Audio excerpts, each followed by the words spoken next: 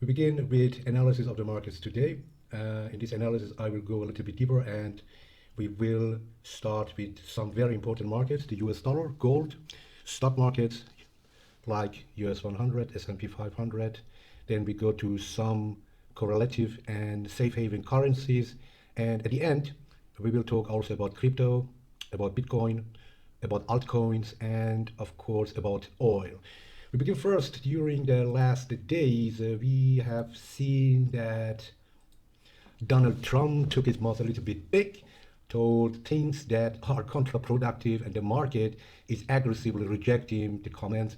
For example, that he vowed US will lead crypto industry. Well, technically it would not be possible because they cannot own the former or the original protocol of decentralization of the Bitcoin. And this is exactly the problem here, that Trump and the government of the United States try to own and to destroy the idea of decentralization of Bitcoin. He has not understood how blockchain technology and how Bitcoin or the idea of Bitcoin is working, or what they have been creating for.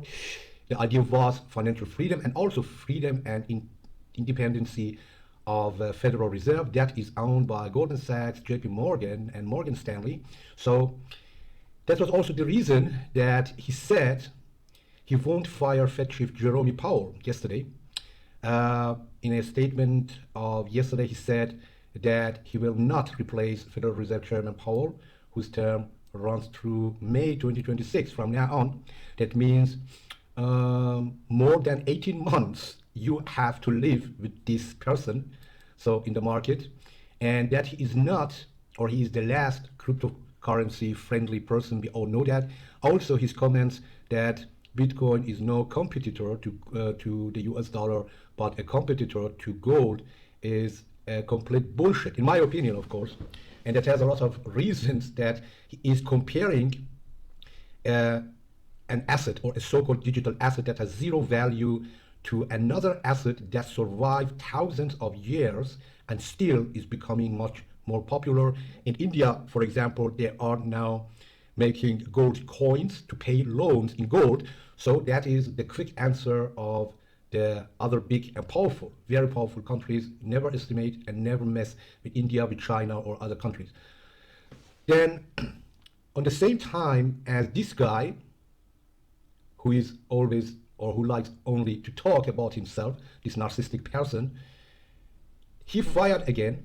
Trump fires early warning shot at dollar would-be challengers. On the same time, he says that the US dollar, or talking that the fiat currency and the US dollar value goes to zero, is not negotiable. With other words, Donald Trump has jumped straight into action as the defender of dollar power, training some heavy fire on an enemy that barely even exists. The president-elect's recent salvo against the BRICS group of emerging economies was a signal he'll move aggressively to protect the greenback status at the world's premier money. Yes, here we have it. With other words, they trapped the crypto community again, the dump community again, and this is, of course, from the beginning his target. He made some positive comments on crypto and cryptocurrency because he just wanted the votes or the votings of the crypto guys. But you know what? The majority of those community are unexperienced, of course. If I say dump, I mean they are unexperienced, because that's the reality, right? If Bitcoin goes $5 up, immediately everyone says, oh, it's going to 1 million, right? But they never look what is happening behind the scenes, what is happening behind closed doors. And they call everyone who is telling the news, or not news, but the reality, truth, they call them scams. So, guys, I call you also scams and fucking Ponzi's. To me, all those guys who are making advertising for crypto companies are not anything but just fucking son of bitches and scams. Believe it or not, but that's true. We have seen FTX and Michael Saylor bullshit and a lot of things.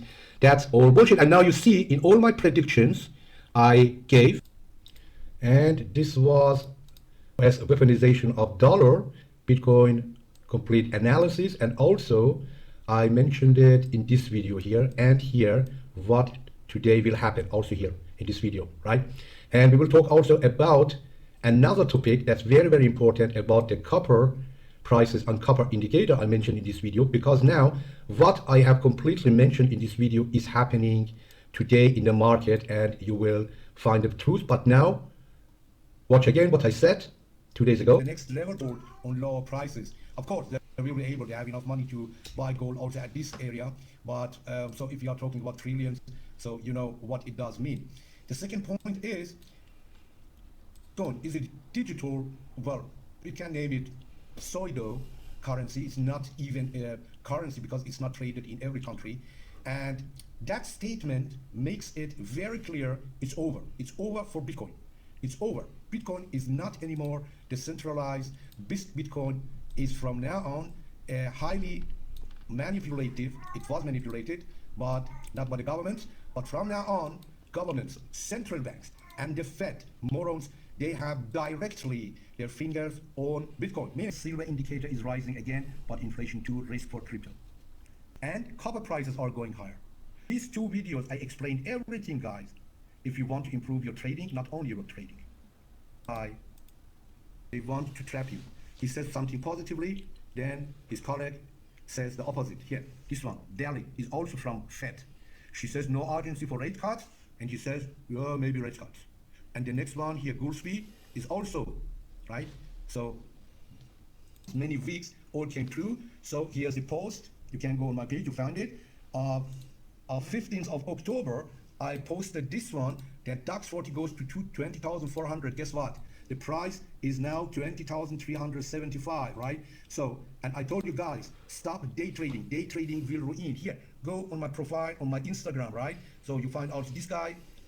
A lot of people say, oh, he's the new messiah, but... All right, Governor Mrs. Bowman, that's this lady, who says, doesn't take a dissenting vote on policy lightly.